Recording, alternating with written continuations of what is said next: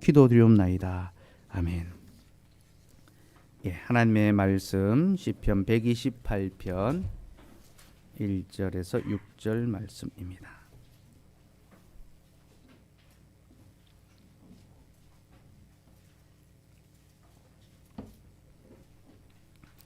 하나님의 말씀을 들으십시오. 여호와를 경외하며 그의 길을 걷는 자마다 복이 있도다. 내가 내 손이 수고한 대로 먹을 것이라. 내가 복되고 형통하리로다. 내 집 안방에 있는 내 아내는 결실한 포도나무 같으며 내 식탁에 둘러앉은 자식들은 어린 감람나무 같으리로다. 여호와를 경외하는 자는 이같이 복을 얻으리로다. 여호와께서 시온에서 내게 복을 주실지어다. 너는 평생의 예루살렘의 번영을 보며 내 자식의 자식을 볼지어다. 이스라엘에게 평강이 있을지로다. 아멘. 하나님, 오늘도 우리에게 하나님의 말씀을 들려주셔서 감사합니다. 이제 기록된 말씀을 들려주셨으니 해석된 말씀을 우리에게 또 들려주셔서 이 말씀 통하여 우리가 교회에서 누리는 영생의 복이 무엇인지 깨닫게 하여 주옵소서. 예수님의 이름으로 기도드리옵나이다. 아멘. 오늘은 지난주에 예고한 대로 128편을 교회론적인 측면에서 살펴보려고 합니다. 설교 대지는 첫째, 시편은 그리스도의 노래입니다. 둘째, 그리스도는 자신의 신부를 얻으셨습니다.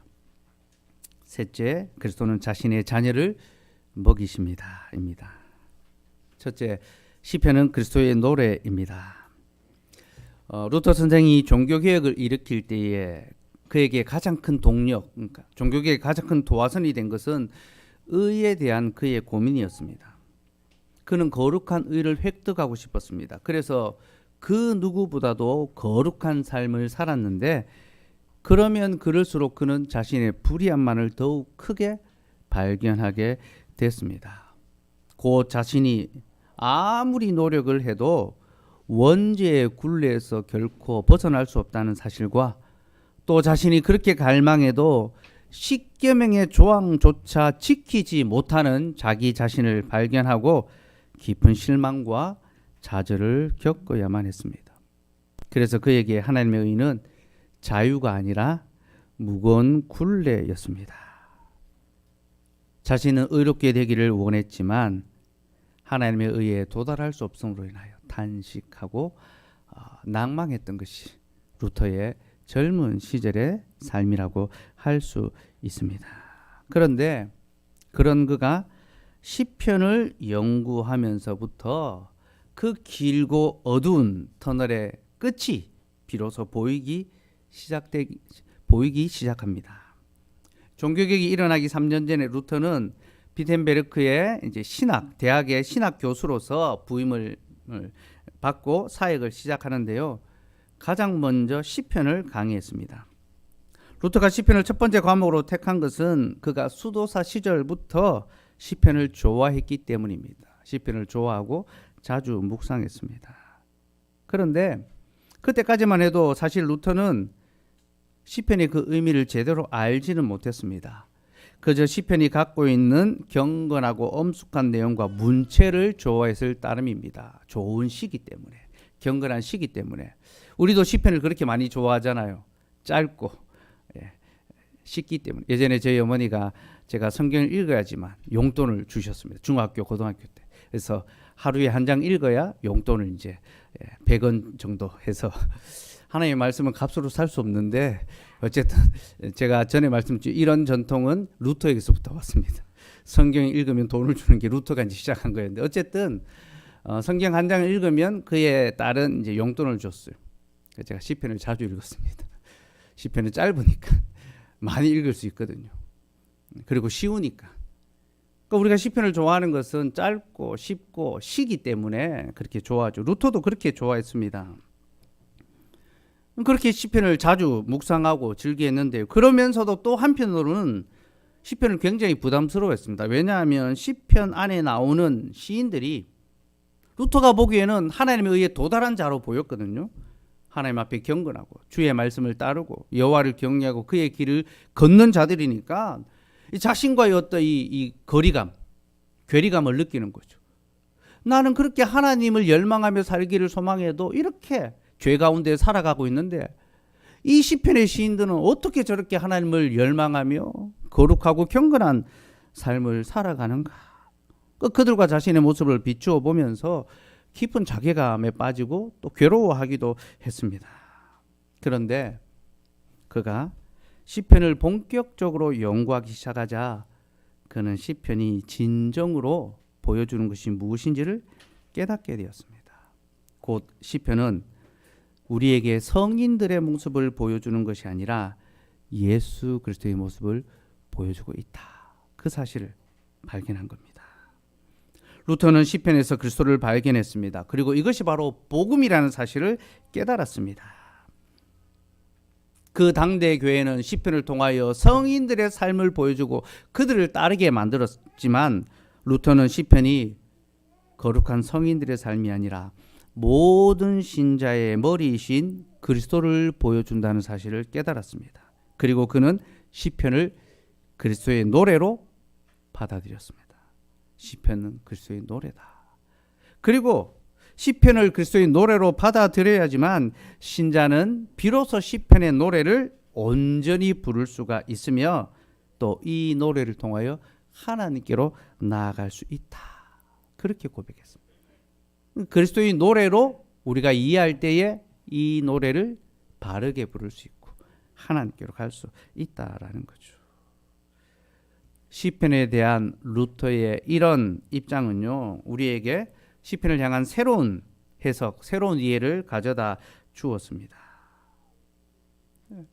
그 당시 교회가 시편에서 성인들의 모습을 찾아냈다면 루터는 시편에서 그리스도를 찾아내었고 또 그를 믿을 수 있게 해 주었던 거죠.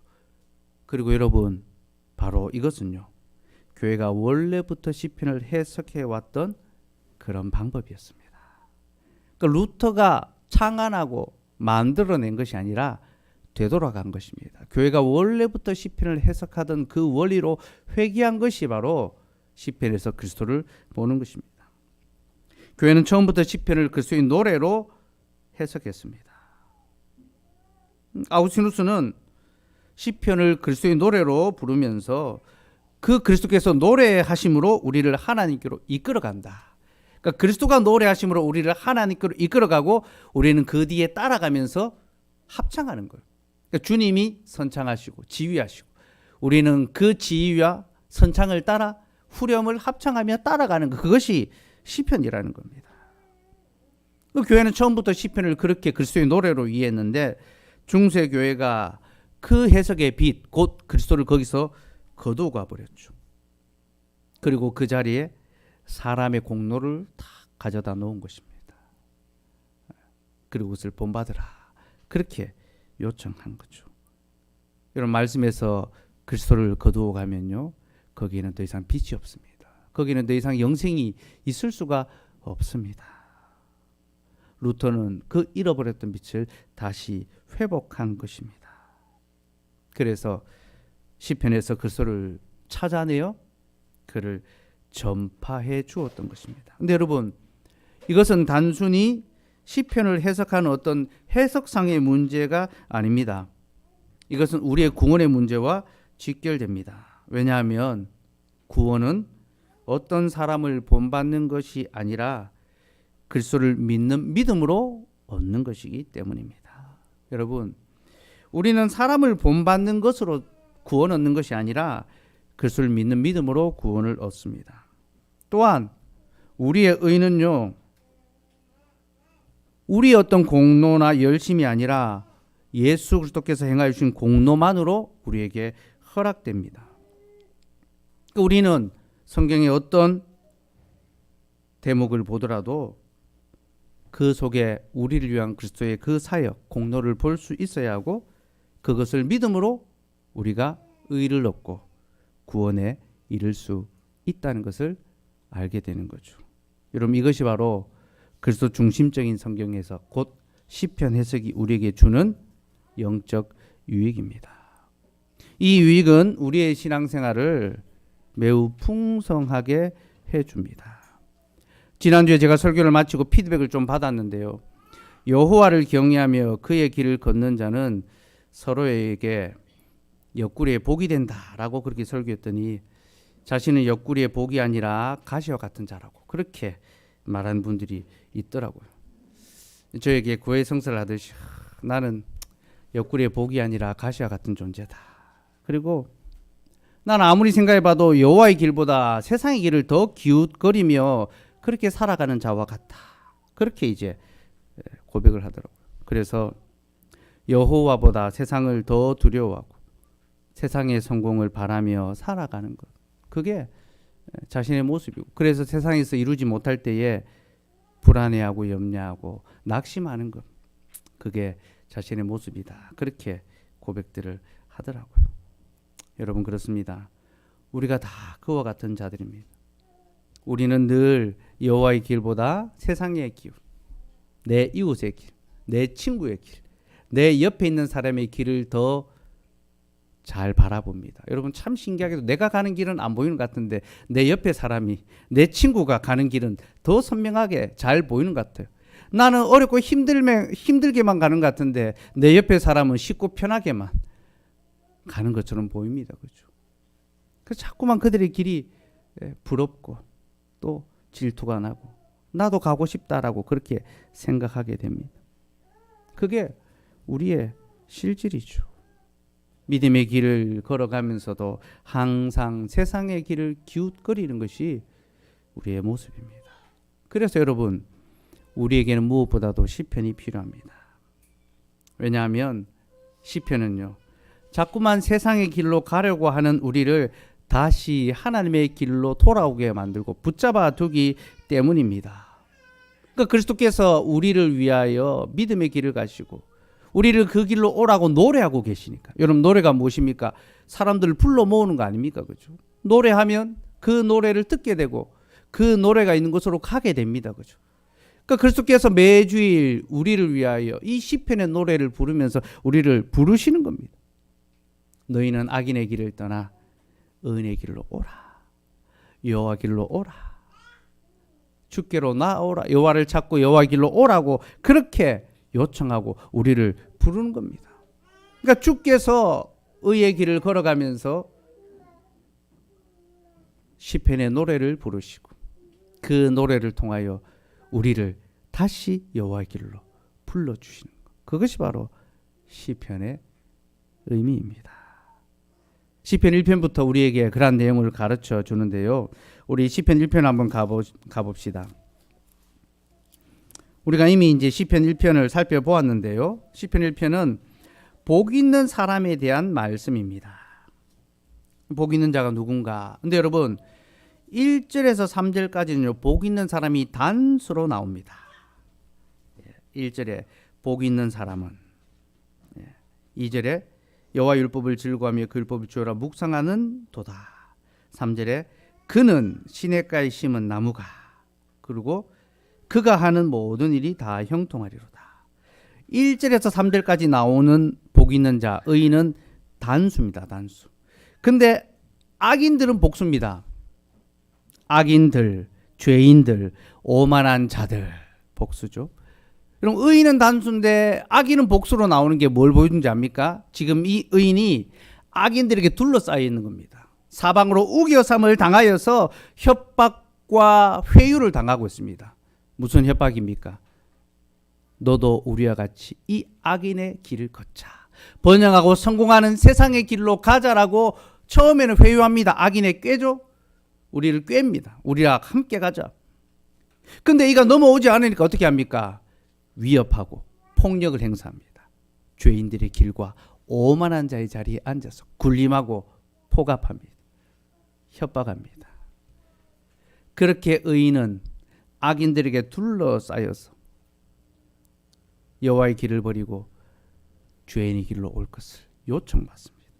하지만 이 의인이 어떻게 합니까?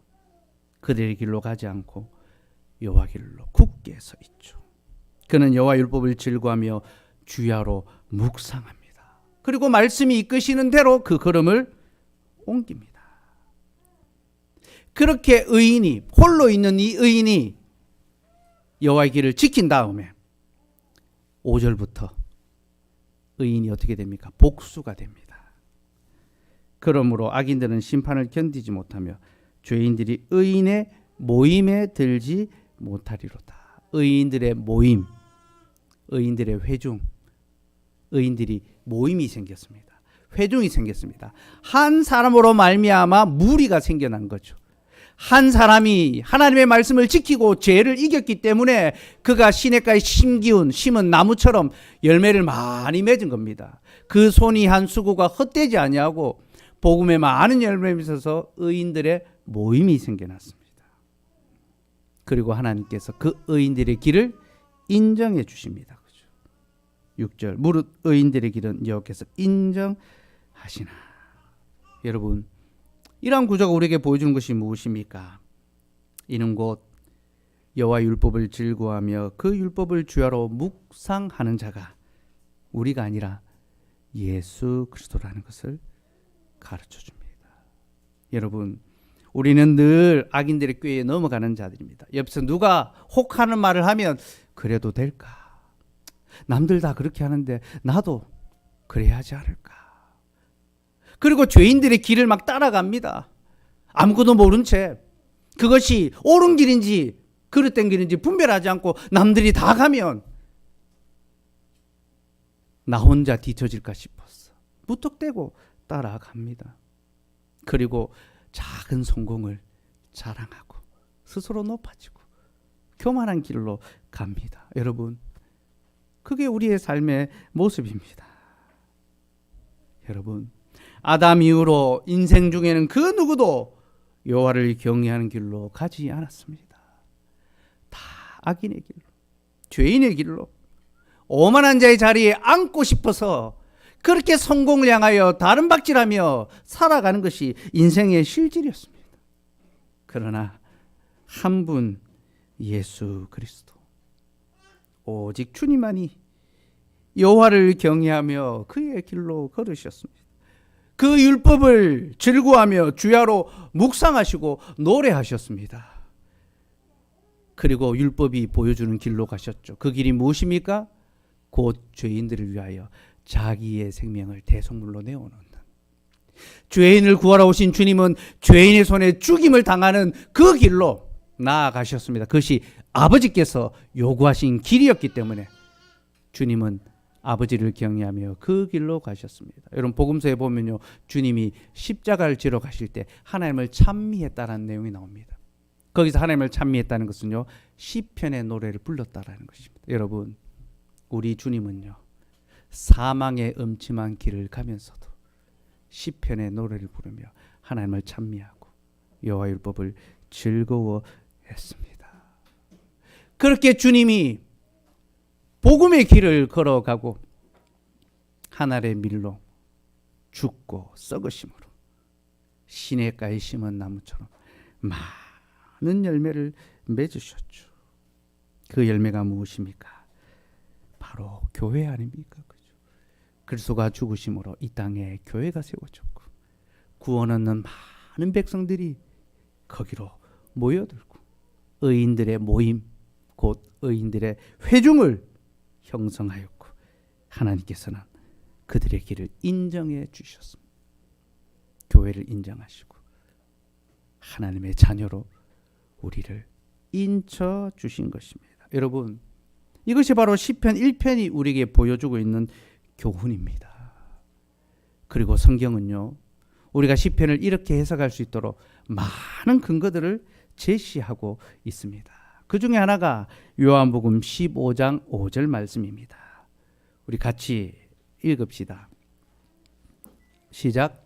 나는 포도나무요 너희는 가지라. 그가 내 안에 내가 그 안에 거하면 사람이 열매를 많이 맺나니 나를 떠나서는 너희가 아무것도 할 수 없음이라. 여러분, 예수님께서는요, 자신을 가리켜 참 포도나무다 했습니다. 내가 포도나무다. 너희는 가지다. 시냇가에 심은 나무는요, 우리가 아닙니다. 여러분, 주님입니다. 우리는 주님에 붙어있는 가지입니다. 우리가 주님께 붙어 있으면 열매를 많이 맺을 것이요, 주님과 붙어 있지 않으면 우리는 아무것도 할 수가 없습니다. 여러분, 이것은 분명 시편 1편의 내용 아닙니까? 그렇죠? 주님은 지금 시편의 이미지를 가지고 자신에 대해서, 복음에 대해서 우리에게 가르쳐주고 있습니다. 그리스도께서 여호와의 율법을 즐거워하며 주야로 묵상하셨기 때문에 그의 안에 머무는 자, 곧 그의 교회에 속한 자는 그로 말미암아 열매를 맺고 또 맺을 것이며, 부족하지만 연약하지만 그리스도가 앞서 가시기 때문에 그리스도를 따라서 여호와를 경외하는 그 길로 갈 수 있다는 것을 우리에게 가르쳐주고 있습니다. 그러니 여러분, 시편에서 그리스도를 본다는 것이 얼마나 놀라운, 얼마나 복된 복음의 소식이라는 것을 우리가 알아야 합니다. 이것은 교회가 옛적부터 지켜왔던 진리고, 잠시 교회가 그 진리를 잃어버렸을 때에 하나님이 종교개혁을 통하여 다시 우리에게 회복해 주신 진리의 빛입니다. 그러니 그리스도의 빛으로 우리는 이 시편을 다시 조망해 보면서 그의 노래를 듣고 그의 노래를 따라 부르고 그리스도에게 배워서 노래하는 겁니다. 여러분, 모든 노래는 앞에서 가르쳐 줄 때에 배워서 따라 부르게 되어 있습니다. 그리스도에게 배워서 우리도 그 노래를 부르며 여호와의 길로 걸어갈 수가 있는 거죠. 자, 이런 배경을 갖고 이제 오늘 시편 128편 말씀을 한번 보도록 합시다. 128편 1절에서 여호와를 경외하며 그의 길을 걷는 자는 복이 있다라고 하는데요. 이 사람은 먼저 그리스도를 가리킨다는 것을 우리는 알아야 합니다. 그리스도는 항상 아버지를 경외하며 그의 길을 걸으셨습니다. 그리고 그는 자신이 수고한 대로 그 열매를 얻었습니다. 그죠? 2절에서 내가 내 손이 수고한 대로 먹을 것이라. 여러분, 그리스도께서 무엇을 위하여 수고하셨습니까? 그는 우리의 구원을 위하여 수고하셨습니다. 우리의 모든 수고를 다 받아주시고 우리를 위하여, 우리의 구원을 위하여 주님이 수고해 주셨죠. 그리고 그 수고에 합당한 열매를 얻으셨습니다. 구원 얻는 자들을 주께서 맺으셨죠. 또한 그는 자기 집 안방에 있는 아내를 얻었습니다. 그리고 그 아내를 통하여 많은 자녀를 낳으십니다. 제가 지난주에도 말씀드렸지만 내 집 안방에 있는은 옆구리로, 내 옆구리로 번역할 수 있다 했죠. 그렇죠? 그리고 이것은 하나님께서 아담의 옆구리에서 그의 신부를 만드신 사건을 보여준다라고 했습니다. 내 집 안방에 있는 내 아내는 하나님께서 아담의 옆구리에서 그 아내를 만드신 그 사건을 바라보게 합니다. 근데 여러분, 그와 똑같이 하나님께서는 그리스도의 옆구리에서도 그의 신부된 교회를 만들어 주십니다. 요한복음 19장 34절 말씀 같이 읽읍시다. 시작. 그중 한 군인이 창으로 옆구리를 찌르니 곧 피와 물이 나오더라. 군인이 십자가 위에 돌아가신 예수님의 옆구리를 찌르자 거기서 피와 물이 나왔다라고 합니다. 여러분, 사람이 죽으면요, 그 옆구리를 찔렀을 때 피가 나오지 물이 나오지 않습니다.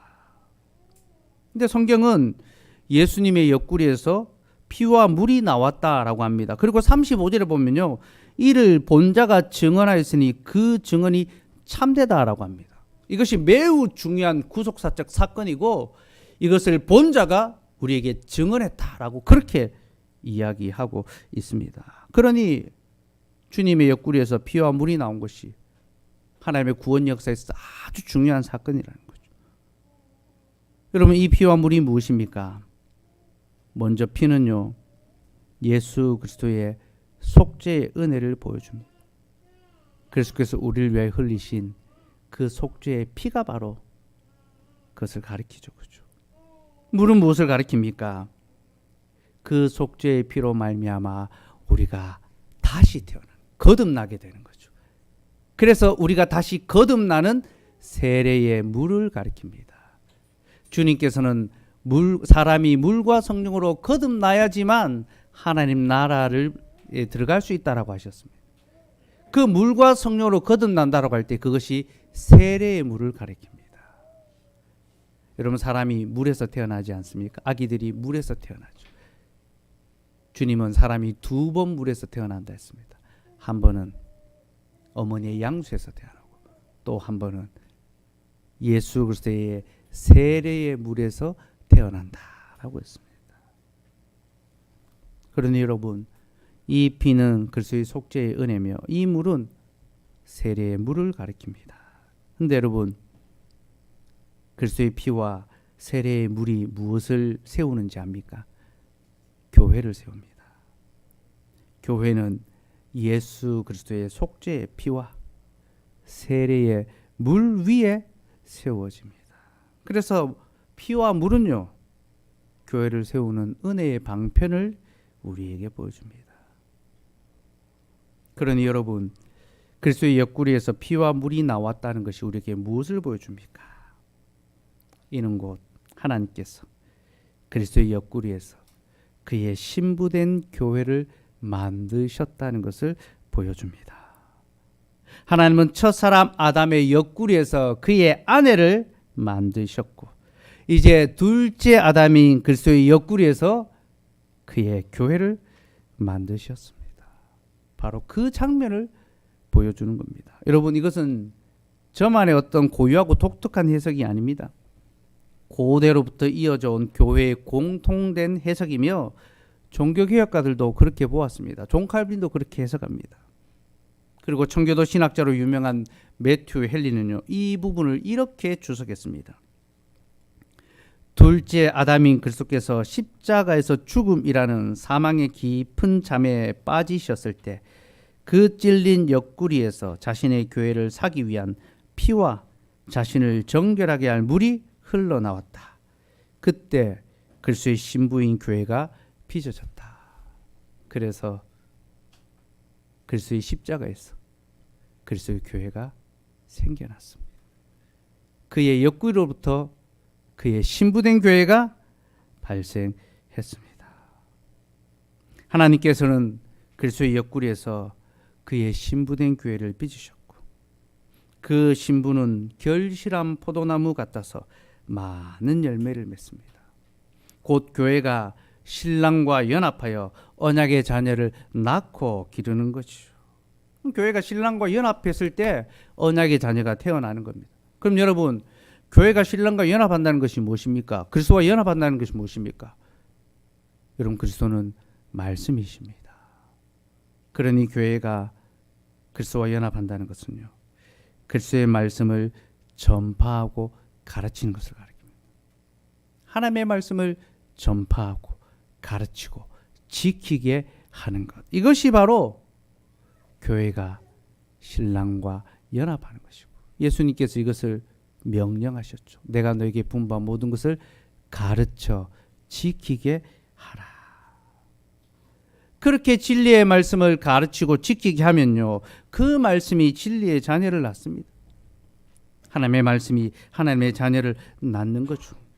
그러면 그 자녀들이 한 식탁에 둘러 앉아 먹고 마시게 됩니다. 한 식탁에 둘러 앉아 어린 감람나무처럼 먹고 마시고 즐거워하는 거죠. 여러분, 그게 바로 성찬입니다. 어머니가 자기 자녀들을 위하여 식탁을 차리는 것처럼 교회 역시 그리스도의 자녀를 위하여 기쁨의 식탁을 차립니다. 여러분, 하나님께서 어머니들에게 젖을 주셨죠. 아이가 태어나면 젖이 돌게 하셨습니다. 왜 어머니들에게만 젖을 주셨을까요? 이는 그 자녀들을 위한 식탁의 봉사를 그들에게 맡기셨기 때문입니다. 그래서 어머니는 가정의 식탁, 자녀의 식탁을 책임지는 자로 평생을 살아가게 됩니다. 마찬가지로 하나님께서는 교회에 말씀의 젖을 주셨습니다. 왜 교회에만 말씀의 젖을 주셨습니까? 이는 교회로 하여금 언약의 자녀의 식탁을 담당하는 책임을 주시기 위해서입니다. 교회는 그리스도의 식탁을 차려야 하며 그 자녀들을 거기서 먹고 마실 수 있도록 계속 초대하고 또 공급하고 섬기며 가르쳐야 합니다. 이것이 교회의 역할과 책임입니다. 근데 여러분, 어머니가 집에서 식탁을 차릴 때에 무엇을 가지고 밥상을 차립니까? 남편이 수고한 것으로 식탁을 차리죠. 옆집 남자가 벌어준 것으로 식탁 차리지 않습니까? 않습니다. 그죠? 내 남편이 수고하여 벌어다 준 것으로 식탁을 차립니다. 요즘은 이 뭐 다 맞벌이여 가지고 같이 벌고 뭐 같이 하고, 그리고 뭐 이 가정도 다 이제 분담을 하고 뭐 하는데, 하나님 주신 창조의 규례는요, 남편이 수고하여 열심히 그 열매를 가지고 오고, 그리고 그것을 가지고 아내가 그 식탁을 차리도록 규정해 놓으셨습니다. 이것이 식탁의 규례입니다. 이 규례는요, 단순히 한 가정의 질서만을 보여주는 것이 아니라 교회의 질서를 보여주기 위해서입니다. 곧 주님의 교회가 무엇을 통하여 식탁을 차려야 되는가. 이런 밥을 먹는다라는 것은 즐거움이죠. 그죠? 기쁨이지 않습니까? 가장 중요한 일이지만 또 가장 기쁜 일이기도 합니다. 여러분, 교회에서 가장 중요하고 가장 기쁜 일이 무엇입니까? 어떤 친교 모임, 어떤 인간적인 그런 프로그램들을 통해서 우리를 즐겁게 하고 또 어떤 교회를 성장시키는 것이 아니라 그리스도께서 수고하신 그것을 가지고 식탁을 차리고 자녀들을 먹이고 길러야 한다라는 그 규례, 곧 세상의 것으로 자녀를 먹이는 것이 아니라 그리스도의 것으로 자녀를 먹여야 한다는 그 규례를, 그 질서를 가르쳐 주시기 위하여 창조로부터 이 가정의 규례, 식탁의 규례를 주신 것입니다. 그러므로 교회는 예수 그리스도가 수고한 것으로 밥상을 차려야 합니다. 근데 여러분, 그리스도가 우리를 위하여 수고하신 것이 무엇입니까? 그가 우리를 위하여 땀을 흘리셨고 눈물을 흘리셨죠. 피를 흘리셨죠. 그러나 그가 우리에게 주신 가장 큰 것은요, 피와 땀이 아니라 생명 그 자체입니다. 그리스도는 우리를 위하여 자기의 몸을 내어 주셨습니다. 곧 자신의 살과 피를 우리에게 주어 먹게 하셨습니다. 그러므로 교회는 그리스도의 살과 피로 식탁을 차려야 하고 이것으로 그 자녀들을 먹게 해야 합니다. 그러면 그 양식이 자녀들의 살과 피가 되어 그들의 몸과 영혼을 살리고 회복시킵니다. 사랑하는 여러분, 이것이 바로 오늘 우리가 받게 될 생명의 양식, 그리스도께서 우리에게 주시는 영생의 양식입니다. 그리스도께서는 우리에게 이 영생의 양식을 주시기 위하여 교회를 우리의 어머니로 택하셨습니다.